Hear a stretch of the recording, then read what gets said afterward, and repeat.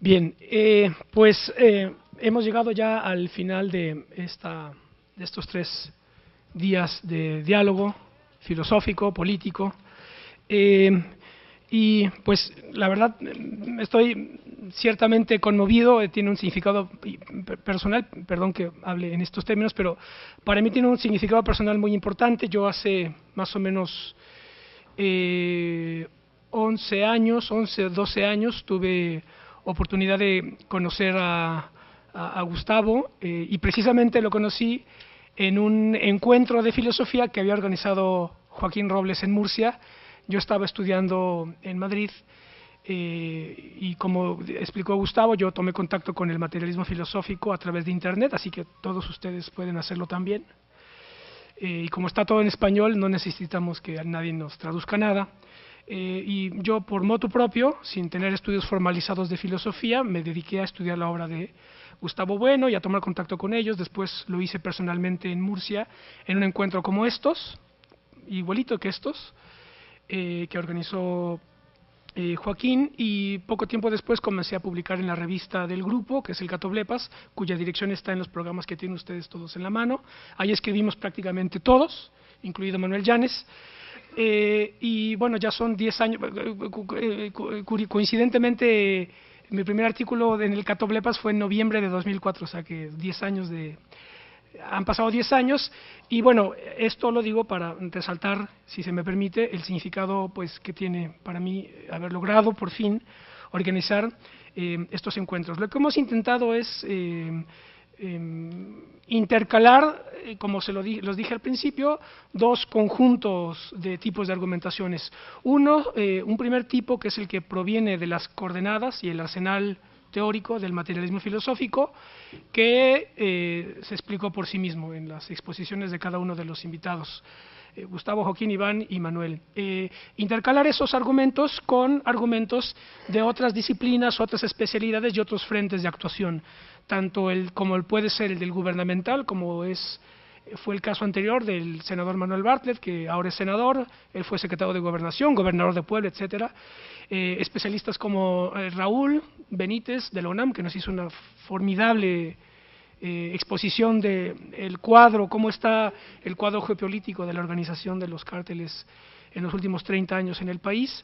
Exposiciones como las del maestro Bernardo Batis, que en estos momentos está en la oposición política, en un grupo, en una plataforma política que suscitó bastante polémica, pero está ahí, y entonces se trataba precisamente de que se crucen los argumentos y que cada quien saque sus conclusiones. Ese es el asunto, ¿verdad? El método dialéctico en acto, digámoslo así. Cruzar argumentaciones y cada quien saca la conclusión que mejor le plazca, la que crea que tenga más potencia para hacer mínimamente inteligible la realidad que hoy nos convocó. Quizá en los próximos encuentros en México puede ser sobre la economía política o sobre la idea del aborto, porque cualquier tema es susceptible de ser analizado filosóficamente. Esta es la mesa final. Es lo más difícil quizá porque pues conclusiones no hay, ¿verdad? Quizá mis comentarios introductorios quisieron situar el tono, ¿verdad?, un poco en plan escándalo, ¿verdad?, de alarma ante la situación, y después todo se fue decantando. Iván y Joaquín nos ofrecieron marcos históricos consistentes, mucho más amplios, nos ofrecieron mayor amplitud para ir poco a poco analizando las distintas ideas que están involucradas en una situación como la del narcotráfico y sus relaciones con la sociedad, la persona y el Estado, los estados y las ideologías, que es lo que analizó Gustavo. El método filosófico, prácticamente en sus orígenes platónicos, consiste, como lo dijo también Joaquín, tú partes in medias res, así decía él, quizás no sé si en medio de la realidad, tú partes de una realidad determinada y después regresas a las ideas en su estrato esencial de definición, las ideas que están operando en esa realidad. Regresas a esas ideas, tratas de clasificarlas y luego vuelves a la realidad para ponerlas en operación. Quizá esa será la manera de explicar esta mesa final.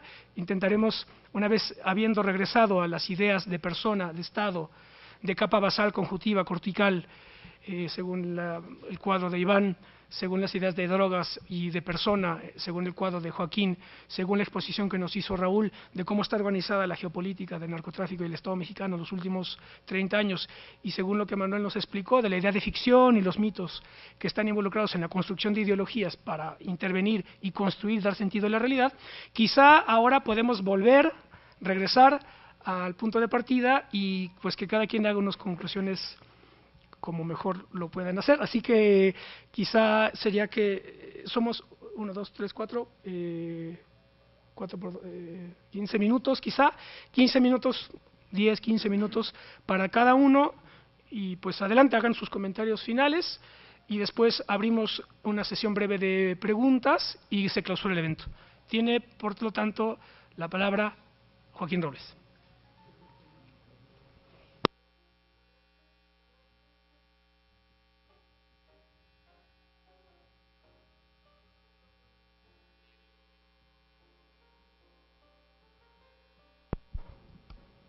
Ahora, pues yo volver a reiterar mi agradecimiento a la institución, al Instituto Nacional de Ciencias Penales y a Ismael Carballo por su amable invitación y a todos ustedes por su escucha tan atenta.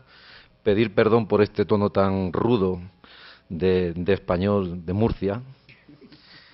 Y bien, creo que Ismael ha dado quizás en la clave, porque supongo que estos encuentros tenían dos fines fundamentales.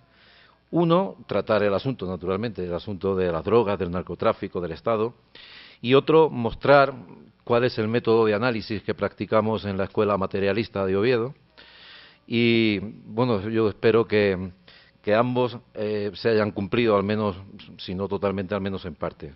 Yo, como conclusión, y para que puedan hacerse una idea de por dónde vamos, quería mostrar la diferencia que hay entre el método filosófico y la ideología.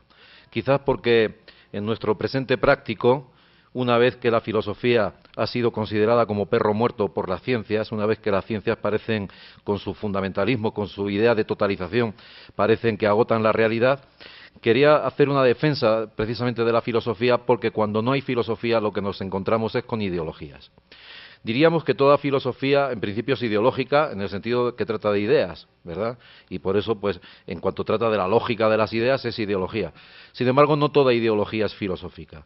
Y la diferencia está en que la filosofía no puede contener cajas negras, no puede contener espacios ocultos o fuerzas ocultas, no puede convertirse nunca en un sistema doctrinal. Un sistema doctrinal consiste, pues, en un conjunto de teorías sobre el Estado, sobre la cultura, sobre lo que sea, que se ejerce en función de criterios que muchas veces son prácticos, muchas veces son necesarias las ideologías, pero las ideologías son muy peligrosas. Las ideologías, sobre todo, proceden, nosotros llamamos lisológicamente, muchas veces, por ejemplo, anegando la especie en el género. Por ejemplo, esta mañana se hablaba de la educación, de la cultura. Estos son lisologismos, porque, por ejemplo, cuando se dice frente a la violencia, otro lisologismo, porque hay muchas clases de violencia, frente a la violencia, la cultura, o frente a la violencia, la educación. Yo me estaba acordando de cómo están educando en el Estado Islámico a estos niños pequeños, les están enseñando a degollar occidentales. Entonces, mejor que esa educación fuese muy mala. Cuanto peor sea esa educación, mejor para nosotros. Quiere decir que cuando uno habla de ideas tan generales como la educación o la cultura, claro, también se puede hablar de la cultura del narco. Esta sería la cuestión.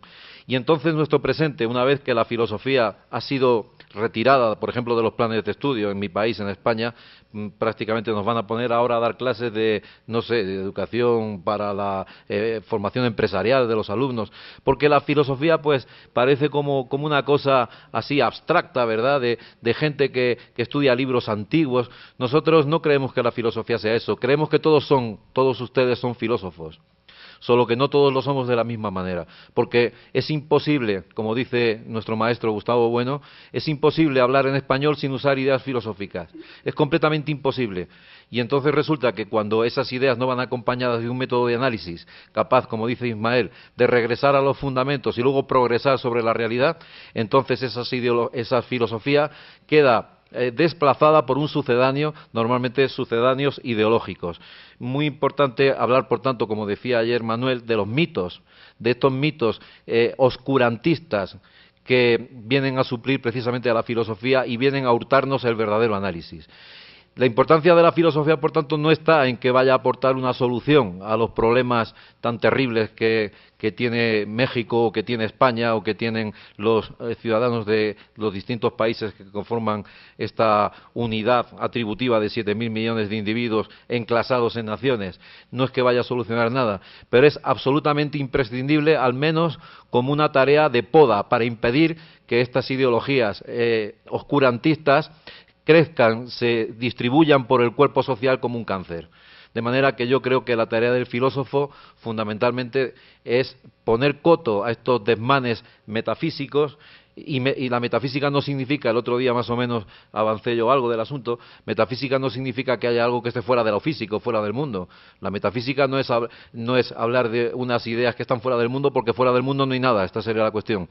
Todas las ideas están dentro del mundo, proceden de los conceptos, pero proceden de conceptos que se organizan en torno a teorías que son contradictorias. No existe, es una mera ingenuidad creer que aquí está la persona, o aquí están las drogas, o aquí está la sociedad civil, o que aquí está la cultura. No son cosas, no son como los triángulos rectángulos, son ideas que se forman a partir de conceptos muchas veces contradictorios.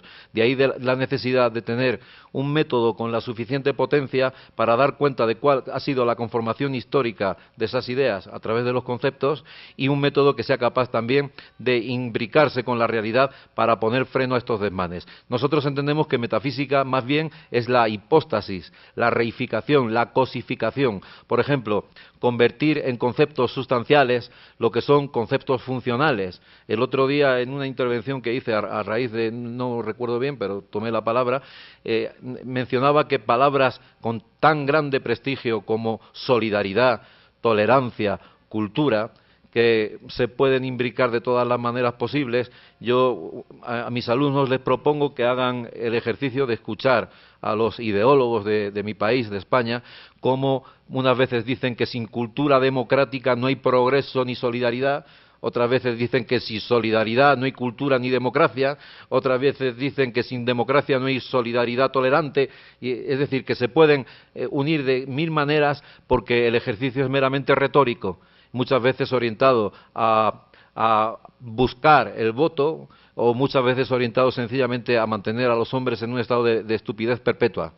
Y entonces la metafísica, por tanto, es decir, si la idea, por ejemplo, de Dios es metafísica, no es porque Dios esté fuera del mundo, sino que es metafísica porque la idea de Dios es la sustantificación de procesos que son reales, que se cosifican. El ejemplo de la tolerancia como concepto funcional, que yo explicaba el otro día, pues la tolerancia es un concepto funcional porque depende de los parámetros de donde se represente y depende de las variables a las que se aplique. Cuando se habla de la tolerancia como una cosa, cuando se cosifica, y lo mismo que digo de tolerancia lo puedo decir de cultura o de democracia o de educación, pues entonces no se está haciendo filosofía, se está haciendo metafísica. Y esto es en el sentido pues del propio Marx, ¿verdad? Y entonces yo, pues para terminar, primero agradecer otra vez a las instituciones que han hecho posible este evento y invitarles a todos ustedes a que dediquen tiempo y estudio a conocer el método filosófico que nosotros practicamos, que no tiene nada que ver con este concepto generalizado de filosofía como gente que está, pues qué sé yo, como se comentaba de Tales de Mileto, que decían que como estaba siempre mirando al cielo iba tropezándose en los agujeros del suelo y se iba cayendo, ¿verdad? Con esta idea del filósofo como un tipo que está en las nubes, o como el propio Aristófanes, que era un perfecto idiota, decía de Sócrates, ¿verdad? Hablaba de Sócrates como si estuviese volando. No, la filosofía está en el mundo, está in medias res. Todos ustedes son filósofos, lo que tienen que hacer es intentar depurar esa filosofía. Y por mi parte agradecerles su amable atención a todos.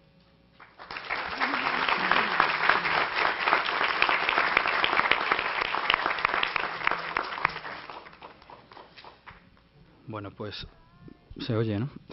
Yo me sumo, por supuesto, y no es por halagar al público, ni mucho menos, yo me sumo a los agradecimientos tanto al INACIPE como a Ismael. Ismael es un tipo verdaderamente un estajanovista, trabaja generosamente para muchas causas, entre ellas pues algo que nos compromete a él y a nosotros, como es el cultivo, la práctica, la difusión de este sistema filosófico, que es el materialismo filosófico. Y lo digo yo, que no he pisado en mi vida, lo digo para que la gente pierda el miedo a estas tablas que pueden parecer muy rígidas, pero que en absoluto lo son muy dinámicas. Yo en mi vida he pisado una facultad de filosofía, en absoluto. Simplemente, pues, como mejor para mí, ¿no? Según dicen. Simplemente, pues, que uno llega a un momento en el cual busca un prisma a través del cual ver la realidad, y yo tuve la fortuna de encontrarme con que me ha cambiado completamente. Y esto no es una historieta personal, sino que lo que estoy invitando a la gente es a estudiarlo a fondo, porque los cambios van en muy diversas direcciones. En definitiva, el materialismo filosófico se aleja completamente de todas esas imágenes, como ha dicho Joaquín, especulativas del filósofo. No tiene nada que ver, trabaja con lo más prosaico que nos podamos encontrar en la realidad. De hecho, aquellos de ustedes que ahonden en la obra de Bueno, que probablemente sea, o sin probablemente, yo lo afirmo y comprometo ahí toda la credibilidad que yo tenga, si tengo alguna, el mayor filósofo en lengua española es un filósofo que se ha ocupado de la corrupción, del fútbol, de la basura, de la televisión, de todas aquellas cosas que la ideología nos dice que es basura, aun cuando desde esas mismas plataformas sea desde las que se induce la basura ideológica a las sociedades actuales.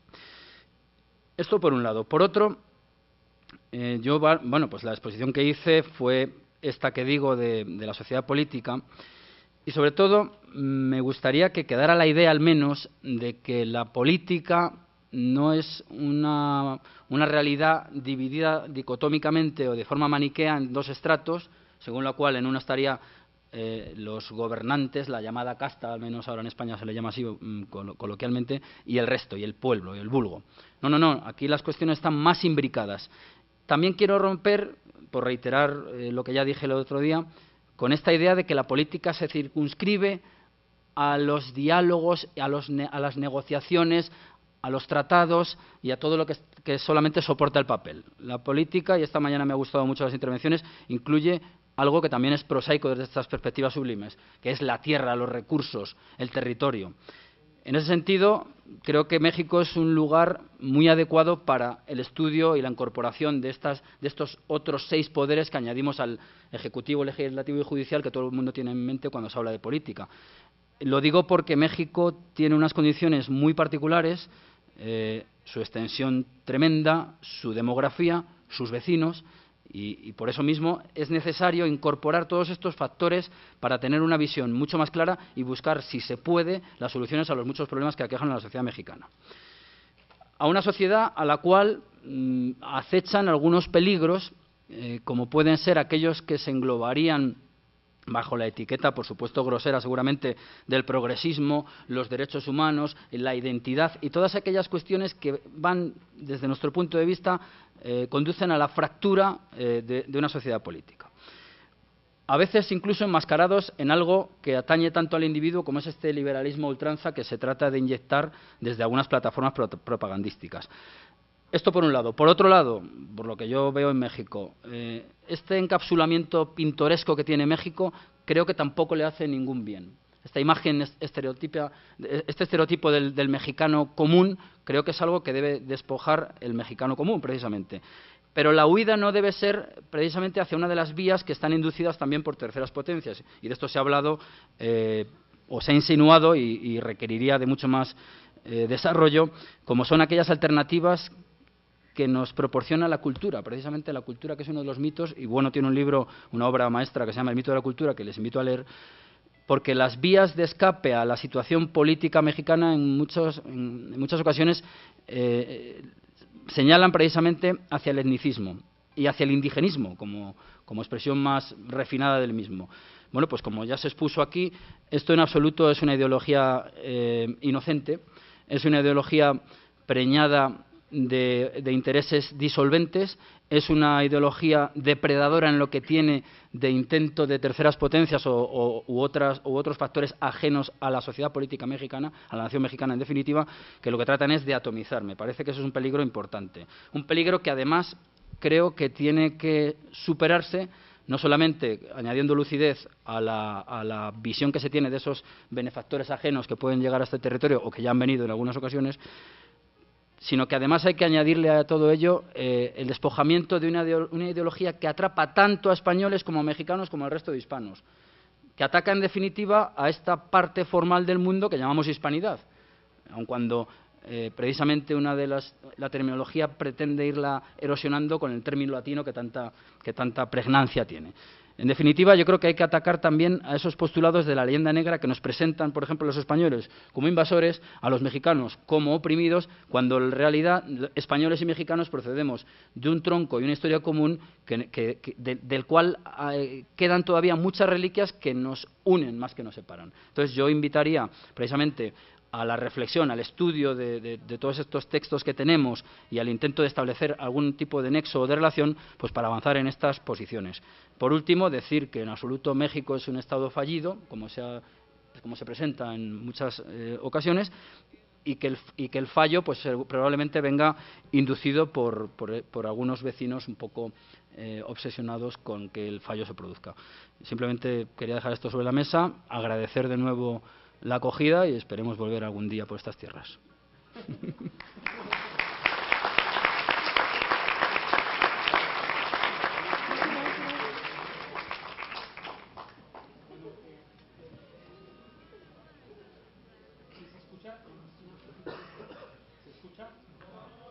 ¿Esto cómo funciona? Okay. ¿Ya? Ok. Buenas tardes. Obviamente yo quiero agradecer a los organizadores, a la Fundación, al Instituto, por organizar este encuentro, que es un encuentro sui generis, es un encuentro de disciplinas. No es fácil cruzar en seminarios la filosofía con la ciencia política y con el derecho. Aquí están entremezcladas las tres disciplinas. Faltan disciplinas, por supuesto, pero estas tres en el ámbito de las ciencias sociales y humanidades no es fácil cruzarlas. Aquí yo creo que se ha encontrado con éxito este encuentro de ideas y polémicas. Hubo polémicas, eso es muy bueno. Donde hay una unanimidad de opiniones, no hay discusión y no hay academia, ¿no? Entonces, en el debate final de la mañana surgieron opiniones encontradas y eso expresa la riqueza de los debates. Quiero señalar más desde el punto de vista politológico, desde el punto de vista económico, como yo veo el tema que estamos discutiendo de la nación mexicana y los retos que enfrenta, los retos de reformulación del Estado mexicano y lo que es el Estado, el gobierno, la nación, lo que se está reformulando. Hay una nación mexicana, casi se puede distinguir en años por siglos, el siglo XIX, el siglo XX, el siglo XXI, solo que no sabemos cómo va a estar configurada la nación mexicana del siglo XXI. Hay remanentes del siglo XX, que sería todo lo que es el desprendimiento ideológico, filosófico, político de la Revolución Mexicana, al cual yo confieso no me gusta. La Revolución Mexicana y sus derivados históricos concretos, el Estado mexicano que se construyó, a mí no me gusta. Fue un Estado autoritario, fue un Estado excluyente, fue un Estado no democrático y fue un Estado que construyó cosas en las cuales están heredadas muchos de los elementos causales de los problemas que vivimos hoy en día. Solo que no hay un consenso hacia dónde construir el Estado y la nación hacia el siglo XXI. Hay proyectos de fuerzas políticas confrontados, que eso lleva a las filosofías que están detrás de ellos. Se habla de un Estado pues cuestionado, en crisis. Para mí la democracia mexicana, desde su gestación por ahí de 1980-85, se gestó mal. Se gestó mal porque la democracia mexicana en esa época se fue construyendo sobre la base de que había que abrir la democracia, había que construir partidos políticos, había que aumentar las libertades individuales. Todos esos factores yo coincido con ellos, pero se construyó sobre otra premisa que enfermó al país, que fue la municipalización del país. Se le empezó a dar poderes a los municipios, se descentralizaron los presupuestos, entonces desde mi punto de vista se refeudalizó el país. O sea, un gobierno que había centralizado el país precisamente para evitar su desmembramiento, lo hizo de forma autoritaria. Luego, para democratizar el país, lo hizo creando espacios feudalizados de poder. Y esos espacios feudalizados de poder son las conferencias de gobernadores, son los poderes municipales, pero eso fue negativo no por el principio de descentralizar es correcto, la forma es cómo se hizo eso. ¿Cómo se hizo eso? Sin ningún control, sin transparencia, sin controles democráticos, sin controles presupuestales. ¿Y qué se hizo? Se remafializó el país, no sé cómo decir, remafió el país. Entonces, se volvió a construir una estructura de caciques, pues ahí los vemos en el estado de Guerrero, y por decir las noticias de moda de esta semana, ¿no? Pues es un estado de caciques matones, se les dio más poder. Y no solo en Guerrero, en muchos estados de la República. Entonces, la democracia queda muy debilitada por ese entregar el poder a poderes locales sin controles democráticos, sin modernidad. Y luego entró el poder transnacional por la vía del libre comercio y la apertura de la economía, y luego entró el poder transnacional negativo por la vía del narcotráfico y su poder penetrador del Estado de forma negativa. Entonces estamos en un escenario negativo. Ahora, yo no soy de aquellos que piensa que todo lo que viene de afuera está mal. No soy nacionalista. He vivido la mitad de mi vida fuera del país. Y yo creo que hay más influjos positivos de afuera que los que vienen de adentro. Creo que la herencia es la que hay que cortar. Las herencias negativas del siglo XX, las herencias negativas del siglo XIX. Yo dije cosas que el senador no me escuchó, pero podría apelarme. O sea, para mí no hubo guerra con Estados Unidos, no hubo robo del territorio. Los estados-naciones estaban creciendo, las poblaciones estaban creciendo. México no tenía estado en esos lugares, eran espacios vacíos, y en espacios vacíos el que llega conquista y se apodera. Bajemos a lo micro, la urbanización de nuestras ciudades, ¿cómo se da? Gentes manipuladas muy pobres por líderes políticos llegan a un terreno vacío, se instalan. Y luego les dan legalización de las tierras, y luego el Estado les da agua y les da luz, y robaron la propiedad. Pues eso a nivel macro, eso es lo que pasó en 1848. Cuando entraron los tejanos se metieron y ocuparon el territorio, crearon un país que se llama Texas. Y fue un país 12 años. Y entonces México no pudo ir a sacarlos, no había ejército, no había Secretaría de Hacienda, no había Secretaría de Educación, ni siquiera había curas para ir a enseñarles la religión católica a esos tejanos. Por lo tanto, no se puede decir que nos robaron el territorio. Y los influjos externos de la globalización, yo creo que no son todos negativos. Estamos ante dilemas muy difíciles de ecuacionar, incluso filosóficamente hablando, porque estamos hablando de identidades que se pueden quebrar. Pero a mí me dice el senador Bartlett, no podemos entregarle Pemex al capital extranjero. Bueno, pero es que Pemex no está en manos de ningún mexicano, está en manos de un sindicato mafioso corrupto. Esa empresa no es de los mexicanos, no es de ningún mexicano, esa empresa no es mía, ni de Ismael, ni de nadie de los que está aquí. Si hubiera un líder sindical petrolero, que no lo hay aquí, porque esos no pierden el tiempo en su concepto estando aquí, esos están robando el dinero, sacándole petróleo a los ductos, eso es su negocio, por eso no vienen a estas cosas. Esos son los verdaderos dueños de esa empresa. Entonces, es un dilema muy desgraciado el decir, prefiero a la empresa Texaco que al sindicato petrolero. Pues hay que ponerlo en la balanza como es. El Estado mexicano no ha sabido administrar los bienes nacionales. El petróleo no es de los mexicanos, es de un grupo mafioso. Entonces, esa es la verdadera realidad.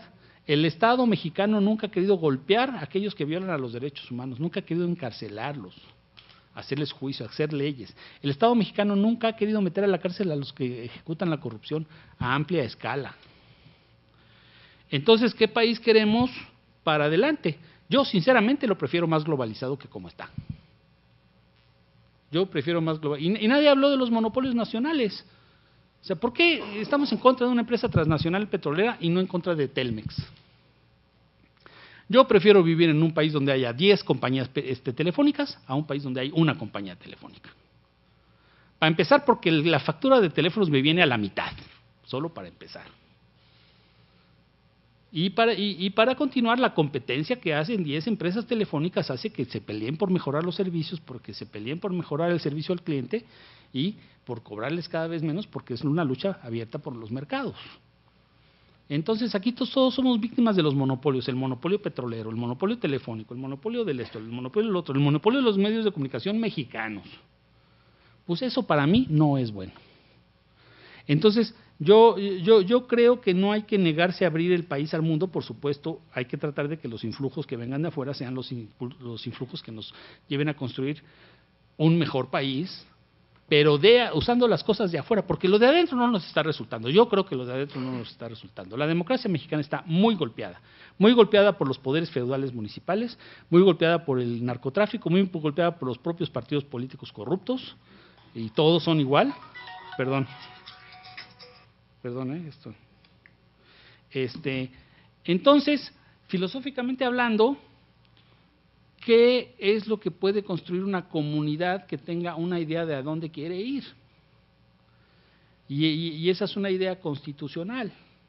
O sea, ¿cómo constituir un nuevo Estado-nación?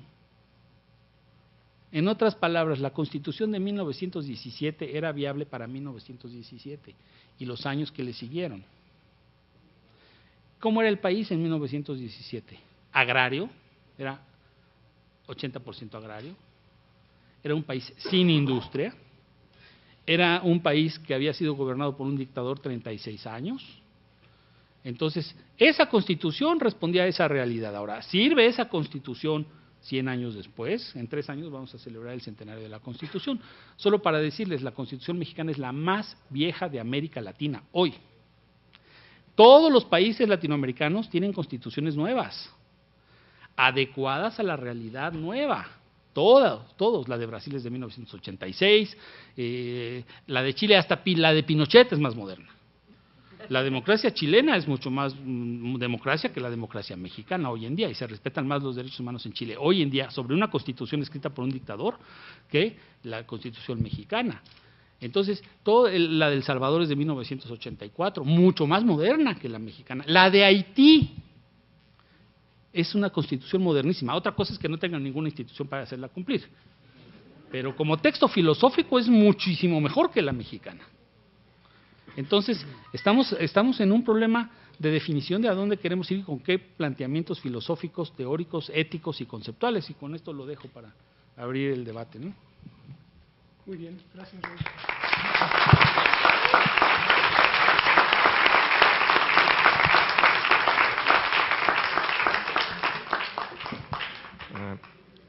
Bueno, yo quiero terminar compartiendo una anécdota que debí haber compartido antes. Cuando uno de los expositores habló de que, pues, bueno, es una idea que ha sido recurrente a lo largo del encuentro, de que la solución a nuestros problemas gravísimos está en la educación y en la cultura. Y a propósito de eso me recordó la anécdota que voy a contarles ahora. Hace unos años, cuando estaba yo haciendo mis estudios en Barcelona, me tocó asistir a un seminario que fue dictado por un grupo de urbanistas y otras personas provenientes de variadas disciplinas que habían estado a la cabeza de la renovación, si mal no recuerdo, era seguramente una ciudad colombiana, pero creo que era Medellín. Entonces, estaban ahí para hablarnos del éxito de su modelo urbanístico en el combate al narcotráfico y al problema gravísimo que tenían ahí de ejecuciones. Tan grave que incluso uno de los expositores nos dio el ejemplo de que durante los peores años de la guerra contra el narcotráfico en su versión Colombia, había repuntado la medicina en torno a los trasplantes de corazón. ¿Por qué? Y trasplantes de órganos en general. ¿Por qué? Porque mataban a tantos jóvenes en la ciudad. Era una masacre cotidiana de jóvenes sicarios que tenían órganos jóvenes a disposición para hacer trasplantes. Entonces, de algo tan horrendo como la guerra que estaban viviendo ellas, repercutió incluso en la mejoría del sistema de salud del país. Entonces, de ese tamaño era la gravedad del problema. Y dio muchos otros ejemplos, ¿no? Bueno, total que la propuesta, lo que venían ellos a mostrar era el efecto positivo que había tenido en la ciudad, la mejoría del transporte urbano. Es una ciudad situada en un valle rodeada de montañas y ellos habían hecho unos teleféricos, se llaman, para transportarse. El transporte urbano era un transporte caro, nos dijeron ellos, pero había mejorado la comunicación de la ciudad con los barrios situados en la periferia, en las montañas, a los que solamente se podía llegar por medio de esos teleféricos. Luego nos mostraron ahí un conjunto como de 3 o 4 grandes centros culturales, bibliotecas con centro de cómputo, con auditorios, con todo lo necesario para que la gente fuera ahí, se pasara el día completo, aprendiendo, educándose, y cómo esos centros culturales no los habían edificado en zonas privilegiadas de la ciudad, sino en los barrios más conflictivos. Entonces, ellos llegaron a esos barrios conflictivos, a esos barrios peligrosos, llenos de crimen, llenos de ejecuciones y de muertes, y se acercaron con la gente del barrio y hicieron reuniones, ya a los niños, a los ancianos, a los jóvenes, a las amas de casa, los pusieron a dibujar cómo se imaginaban ellos los espacios para el esparcimiento, para la diversión. Y dicen ellos que a partir de dibujos incluso de niños, de cómo se imaginaban un parque los niños, a partir de esos planos, de esos dibujos rudimentarios, ellos hicieron grandes obras urbanísticas, ¿no? Luego uno de ellos nos dijo que cuando llegaron a hacer el levantamiento a uno de los barrios, llegaban a una calle y se acercaba con ellos el líder de la calle, el Chompiras, dice. Me acuerdo que nos dijo él que había uno que se hacía llamar el Chompiras, que es un personaje cómico, bueno, mexicano, lo digo por los que no son mexicanos, ¿no? El resto lo sabe bien. Y que les decía, yo soy el jefe, cualquier cosa que tengan que hacer aquí en el barrio la tienen que ver conmigo. Ah, perfecto, muy bien, ahí le seguían el juego al criminal en cuestión. Caminaban a la siguiente calle y llegaba otro. Y les decía lo mismo, el que manda aquí soy yo, si quieren hacer algo tienen que hablar conmigo. Luego, en una ocasión, estaban ahí ya con las obras, construyendo, y llegó un tipo con una pistola en la mano y les dijo, ¿qué están haciendo? Esto debieron haberlo visto conmigo. Disparó al aire, tuvo la bondad de disparar al aire y ellos salieron corriendo. Entonces, resulta que luego hubo como una elipsis, ¿no? Un corte así, y ya estaban los museos, se había acabado el crimen, ya estaban los centros culturales y ya no había narcotráfico en esas zonas conflictivas de la ciudad. Y entonces le cuestionaron al grupo de urbanistas que había pasado, les dice, ¿pero quién entró a limpiar los barrios? Esa fue la palabra que usaron para preguntarle.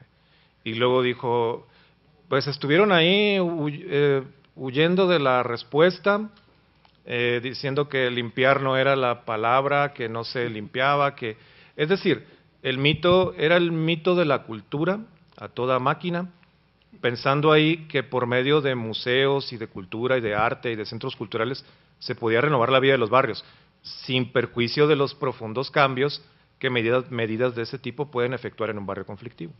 Que no estoy diciendo que no pueda haber ningún cambio positivo por medio de esos métodos, ¿no?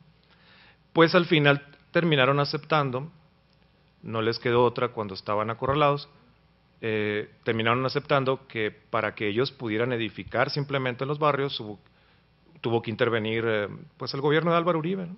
Recordado por su dureza, ¿no? Por su dureza en sus medidas para aplicar la fuerza pública, ¿no? Entonces, y todo esto también me ha traído lo traigo a colación incluso por lo que estamos viviendo nosotros ahora en México.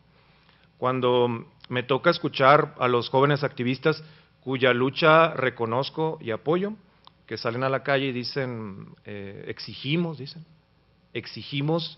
que nos regresen, vivos se fueron, vivos los queremos, lo exigimos, como si nosotros agrupados en una manifestación tuviéramos fuerza alguna para exigir, ¿no? Entonces, probablemente, y también eso lo digo a propósito del México no indignado, ¿no? También la España indignada fue un delirio ideológico, ¿no?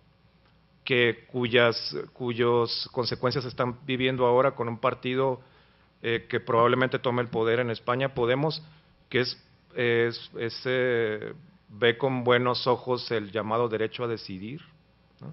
Entonces, igual como se elogió hace rato la primavera árabe, a mí me tocó ver a grupos del Yo Soy 132 versión Barcelona manifestarse al lado de grupos independentistas catalanes, ¿no? Entonces, lo que digo es que perfecto, que se salga a la calle, que se luche, que se pretenda tener la fuerza ahora sí para exigir, pero antes de eso pues hay que saber ciertas cosas, y esas cosas con frecuencia no están en la disciplina que nos enseñan en las universidades. Hay que tener, digamos que cierta modestia. Yo vengo de una disciplina de la literatura peleada ancestralmente con la filosofía. Don Gustavo en España siempre contaba molesto que había problemas en la facultad entre los de románicas, dice él. Los de románicas y los de filosofía eran rivales, ¿no?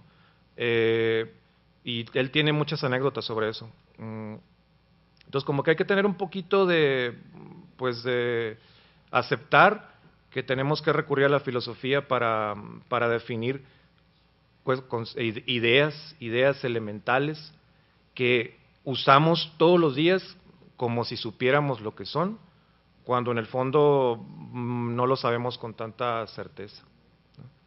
Eso sería lo que podría decir a propósito para concluir, digamos, ¿no? Que nos acercáramos un poco más a la filosofía materialista en concreto, porque filosofías hay muchas. Ahora que si les gusta el fútbol, el club de fútbol, el Barça, dicen, es que no podemos, ahora que están perdiendo, ¿no? Tienen una mala racha, dicen, es que no podemos renunciar a nuestra filosofía, dicen los jugadores, ¿no? Nuestra filosofía, que es el juego de asociativo y de toque, eso es filosofía para ellos. Y son jóvenes españoles educados, ¿no? que han tenido acceso a una educación. Allí en la Masía, en la escuela de fútbol del Barcelona los educan, ¿no? Les dan educación básica. Entonces, filosofía es eso para ellos, ¿no? El fútbol asociativo y de toque. Entonces, pero algo tienen de razón en el sentido de que todos, como dijo Joaquín, todos tenemos un poco de filósofos, todos usamos diariamente palabras como Estado, como nación, como sociedad civil, como democracia, y a veces ni nos damos cuenta de lo que estamos diciendo, ¿no? Cosas muy confusas, ¿no? Eso es todo por mi parte.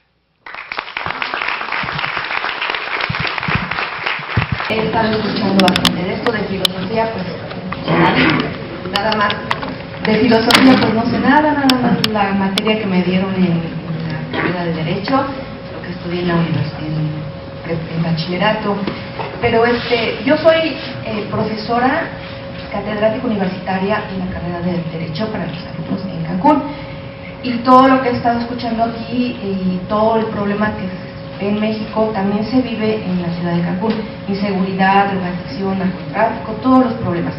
Y mis alumnos me dicen, se quejan incluso de esa situación, que si los ministerios públicos, que si los jueces, que si la corrupción, que si el gobierno, que si los presidentes municipales, todo lo que ya sabemos de México. Y aquí los invitados que son extranjeros también nos vienen a decir que tenemos problemas. Eso es siempre. Los problemas no son nuevos, estos problemas en cada época siempre han existido, se da a conocer ahora más, o nos conocemos más por los medios de comunicación que los tenemos al momento. Entonces, cuando mis alumnos me dicen que no se puede con la corrupción, que ya ser abogado ya no se puede seguir adelante, que ya ni siquiera se puede vivir en Cancún, yo les digo a ellos, a ver, jóvenes, creo que vivimos en un estado. ¿Qué compone el estado? El estado lo compone un territorio. Tenemos un bello territorio en México. ¿Y qué lo compone también? La población. Somos población de México. ¿Qué lo compone? Un gobierno y por supuesto una legislación. Entonces, no culpemos al gobierno o no echemos culpas y no exijamos al gobierno por lo que nosotros podemos responder y tenemos la respuesta a ello. Un estado fallido, a ver, si vivimos en un estado y quieren un estado de derecho, cada uno de nosotros, todos, y se los digo a los jóvenes que están aquí estudiando, tenemos la responsabilidad de hacer las cosas bien, actuar correctamente. Esto quiere decir que debemos de ser conscientes, responsables por nuestros actos y además ser comprometidos para trabajar en un México mejor. Si no lo hacemos así, entonces no va a seguir funcionando esto. Ustedes jóvenes, se los dije a mis alumnos también, cuando lleguen a ocupar un puesto político sobre todo, si se quejan ahora del gobierno, no sean como ellos. Que se acabe esta corrupción, entendiendo por corrupción el abuso de poder en beneficio propio. Y ese abuso de poder, esa corrupción, todos nosotros de alguna manera la ejercemos. En nuestra familia, por ejemplo, con el niño que si nos grita, le decimos cállate, no grites, ¿por qué? Porque soy tu mamá y te lo estoy diciendo. O sea, este tipo de corrupción es la que nos está llevando a estar aislados cada uno. Pero recordemos el juego que se jugaba de Doña Blanca. Doña Blanca está cubierta, no sé si ustedes la conocen, allá en España. Doña Blanca está cubierta de pilares o de plata. Entonces, ¿qué hacíamos en rueda? Nos poníamos firmes, así debemos estar los mexicanos, firmes, agarrados, pero cada quien conformando un pilar muy firme, responsable, no corrupto, estudiado, preparado y siempre tratando de estar firmes para que no cualquiera o no cualquier institución llegue, hablando de narcotráfico o corrupción, llegue y quiera pisotearnos. Entonces, es como manejar, está conduciendo un vehículo.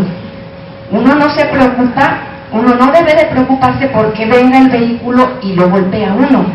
Cada quien al manejar un vehículo se cuida de no golpear al coche. Así en México, cada uno de nosotros debemos de actuar correctamente y como tenemos una legislación, que se cumpla, pero hacer que se cumpla. ¿Qué nos dicen los gobernantes? Y si no lo cumplo, que el Estado me lo demande. Pero para tener esa cara, para demandárselo, debemos estar limpios de corrupción. Esa es mi aportación. Gracias.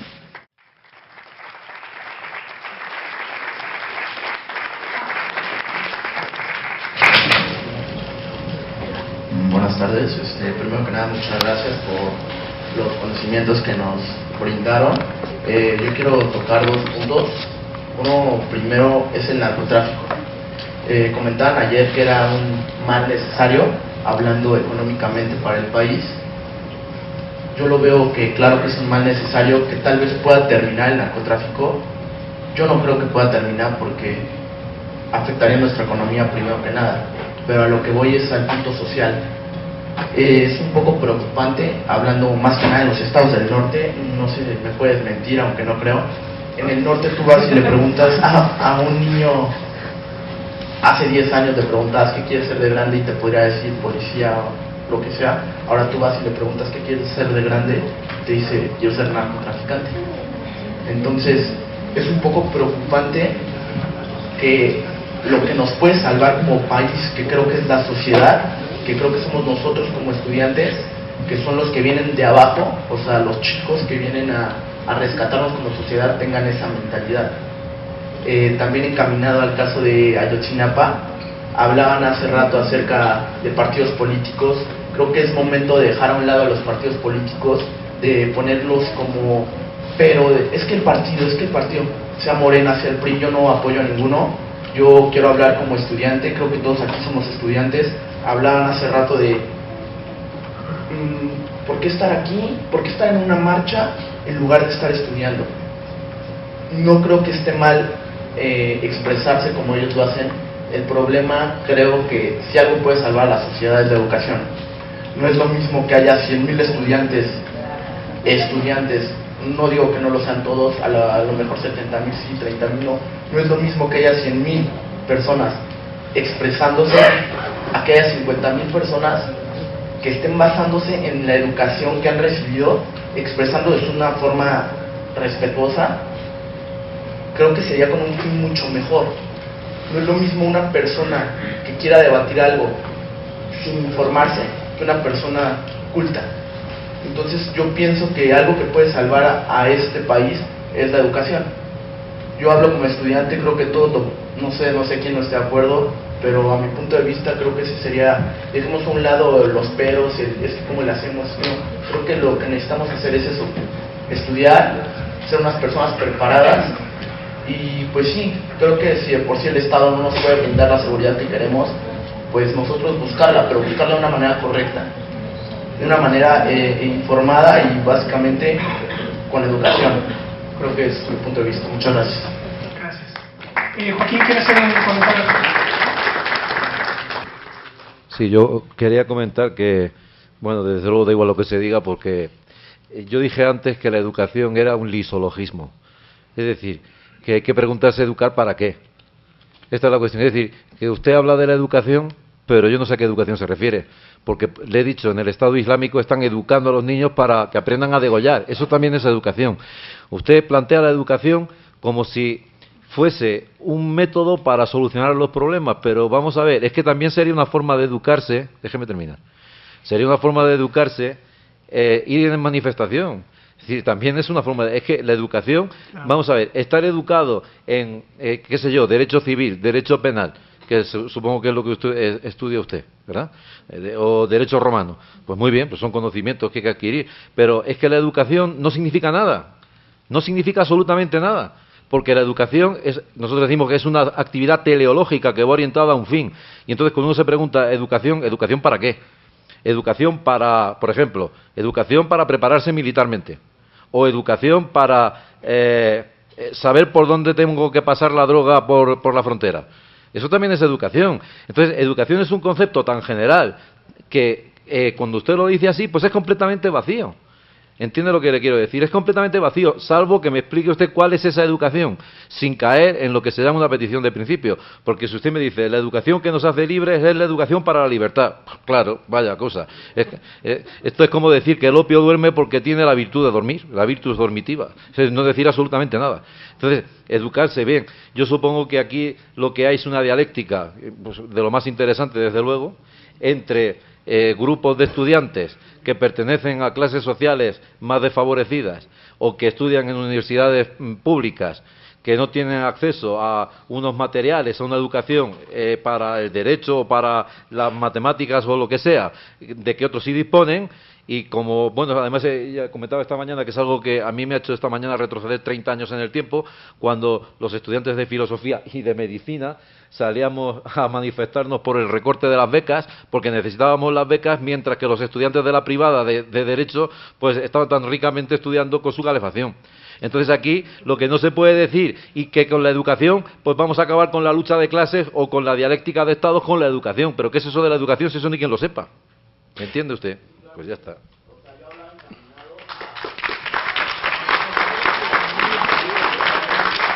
A ver, deja un comentario de Iván. Una cosa, simplemente, que aquí no se ha dicho que sea un mal necesario, sino que es parte de la realidad. Y que solamente si se dispone de un prisma interpuesto entre el individuo y esa realidad suficientemente fino, pues puede ese individuo ser activo para una cosa u otra. Y efectivamente, como dice Joaquín, puede ser un alumno aventajado de una educación, la narcoeducación, que podrá ser un neologismo que podemos acuñar aquí. Y que estas reivindicaciones que se hacen, por ejemplo, en foros como el que estamos, a veces pecan de gremialismo, que es una de las cosas que hemos tratado de combatir precisamente por estas reivindicaciones que a menudo tiene el Poder Judicial para separarse del Ejecutivo. No sé si me explico. Es decir, que todos los poderes que tiene la sociedad y que no hay ningún individuo, salvo ese individuo flotante que hasta que no encuentra su dirección o se la dan, empieza a actuar, que no hay nadie que sea inerme dentro de una sociedad, que todo el mundo tiene su papel y que no hay soluciones mágicas, que esto es una realidad, la del narco, y que hay que abordarla desde una perspectiva lo más fina posible, y es lo que tratamos nosotros, pero no a traer soluciones, sino a mostrar otras posibilidades de abordar esta realidad tan compleja. Otro comentario yo nada más. En este mismo sentido, con el problema de hablar así de términos abstractos, ¿verdad?, sublimes, que se supone que tienen un gran prestigio, como el de educación, un ejemplo concretísimo. Si retrocedamos en el tiempo, imaginemos que estamos en la Alemania de Hitler y todos somos arios aquí. Y entonces se levanta alguien y dice, lo importante es la educación aria en el nazismo, si eso es lo que necesita Alemania para...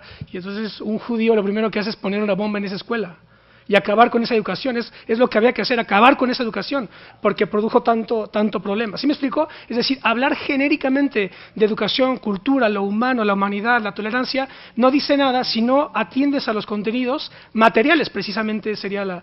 Quizá, si me permites, un último... No, Manuel quería comentar, y luego una réplica, y ¿sí? ¿Tú quieres comentar algo, Manuel? Sí, muy rápido. Que exactamente la clave de la educación está en los contenidos. Antes de... no ahora, y creo que tampoco en el caso de Felipe Calderón, pero nuestros anteriores presidentes recibieron una educación de élite en las más altas esferas.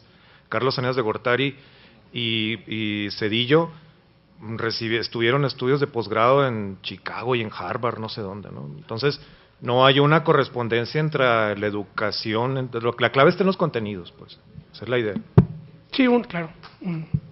Estoy de acuerdo con ustedes. Yo hablaba acerca de la educación, no educación como tal. Comentaba el senador hace rato de que habían quitado cívica y ética. Desde ahí podemos decir que básicamente una persona sin cívica y sin ética, pues, ¿qué se puede esperar de esa persona? Eso va básicamente encaminado desde la familia. Tú no puedes decir una persona correcta si no tienes como una educación desde tu casa, la base. Tú puedes ir a la escuela, pero si no tienes la base de tu casa, ¿qué persona puedes ser? No es lo mismo tratar con una persona que puedes decir con bases éticas de tu casa, con una buena educación, que no es aquella que se va a dejar por la gente corrupta, no. O sea, si todas las personas estuvieran preparadas, si todas las personas tuvieran la misma educación desde su casa, sería difícil que puedan como corromperse como sociedad. Buenas tardes, mi nombre es Veneranda Hernández, soy estudiante de Derecho de la Universidad de Insurgentes. Todas estas la conferencia, la convención en general me pareció muy interesante. Yo estudié en un CETIS, jamás me dieron filosofía, porque el Estado así lo ha determinado, que sea la educación. Hace un momento hablaban de que querían quitar historia, ética, civismo, bla, bla, bla, bla, bla, ¿no? Muchas materias que hacen la formación o el pensamiento del individuo o de la persona, o del individuo y la persona. Entonces, a mí me pareció muy interesante porque había ocasiones en que yo me atoraba porque no tengo conocimiento de la filosofía, pero sin embargo me interesa. No la tuve en la prepa, no me dieron ética, no me dieron civismo, y es algo realmente que no me da vergüenza decirlo por este aspecto. La educación, te dan un tipo de educación dependiendo de la escuela en la que tú vayas. La educación también se adquiere en la calle con las personas que te relaciones. Hay personas que no tienen un nivel académico básico y sin embargo tienen mucha conciencia social. ¿Qué eso qué quiere decir? Que tienen realmente una idea de lo que está pasando en nuestro estado. Aquí no se trata de atacar una escuela pública o una privada si tienes idea de la filosofía, del civismo o de la ética, sino se trata de cómo lo vas a combatir, cómo lo vas a cambiar. Yo estudié en una escuela privada gracias a un movimiento estudiantil que se hacen todos los años para todos aquellos que no nos quedamos en la UNAM. Y es cuando yo digo, sí, yo estudio Derecho, pero para defender ¿qué? El derecho de otra persona. Para eso estudio Derecho. No para hacerme rica, o a lo mejor sí tengo un interés económico. No, yo tengo un interés económico, obviamente.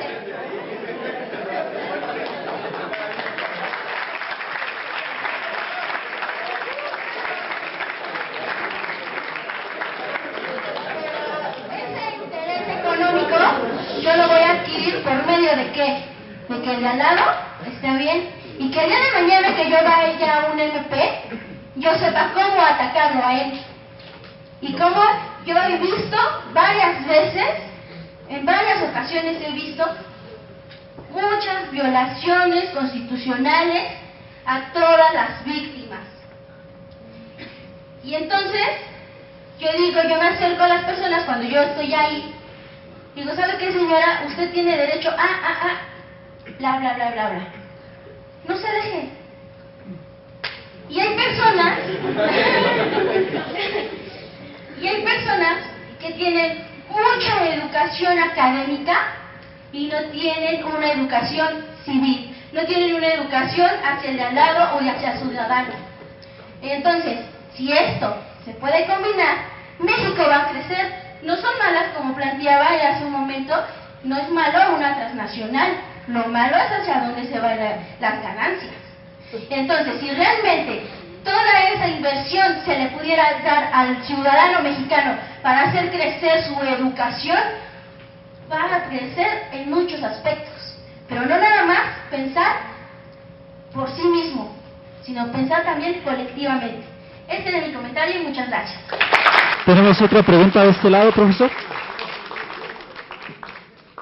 Solo decir que estoy muy contento porque aquí en el INACIPE no es muy común que se den estos congresos, estos coloquios, a pesar de que tenemos una gran variedad, pero casi siempre está más recargado. Es el Instituto Nacional de Ciencias Penales, entonces me congratulo de que nos encontremos acá todos.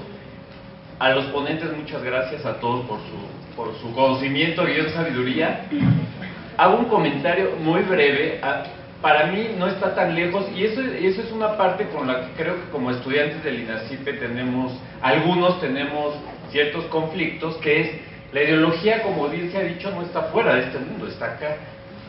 Los estuve siguiendo en vivo y por necesidad también en línea, y las ponencias de la mañana me parecieron formidables porque yo decía, wow, está José Reveles con Bartlett, y no porque fuera políticamente incorrecto, no, o antagónicos, pero lo que me quedó clarísimo es que hay una persona que en este caso, como ejemplo, como José Reveles, periodista excelente para mí, pues pudo mostrarse en su nitidez y pudo tocar de los puntos más espinosos, poniéndolos más o menos objetivamente, sin llegar al positivismo, quiero decir.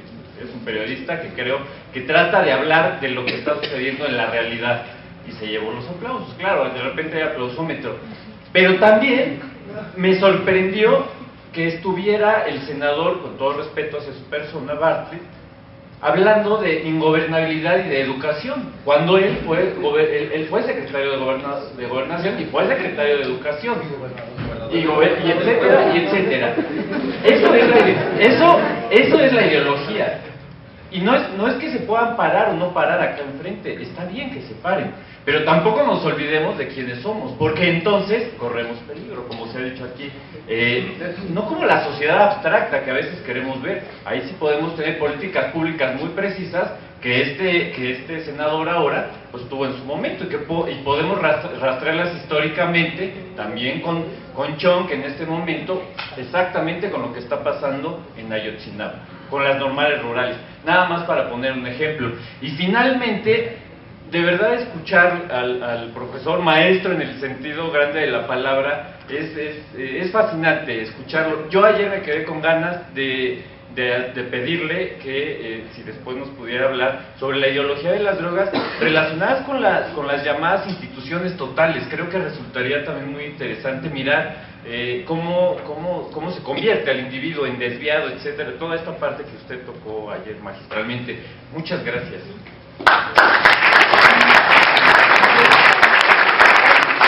Este tipo de foros lo que hace es dar un panorama y por lo menos acotar el concepto, ¿no? O sea, no podemos ya hablar tan abstracto. Y por ejemplo, en sociología cuando decimos, escuchamos de las personas, es que yo no soy político, no, es que no puedes ser apolítico. Desde el solo hecho de que estás en una ciudad, eres ciudadano, tienes que participar en la política y tienes que dar opiniones. Y a veces confundimos política con los partidos. Y el hecho, ahorita en la filosofía, cuando nos delimitan, no podemos dar un concepto de droga porque de repente pasa hasta el veneno. Eso es impresionante y yo creo que de ahí deberíamos todos entender y poner un poco más de atención a que no podemos delimitar o hablar tan abstractamente de la educación, de la política, y ir poniéndonos en un ámbito en el que ya llevar el discurso. O sea, hablábamos de 2 conferencias. Si vamos a tener conciencia, bueno, sí, ya hay un grupo de estudiantes que tienen conciencia y están allá afuera, que hace falta una buena orientación, que por ejemplo si un pliego petitorio lo vas a hacer, lo hagas con cierto matiz, con cierta ideología, la que tú quieras, puede ser correcta o incorrecta para todos, ¿no? Para una mayoría o para una minoría nos va a ser correcta, pero hay que tenerle ese orden, y más porque ellos tienen el impulso revolucionario. Bueno, también me considero muy joven, ¿verdad?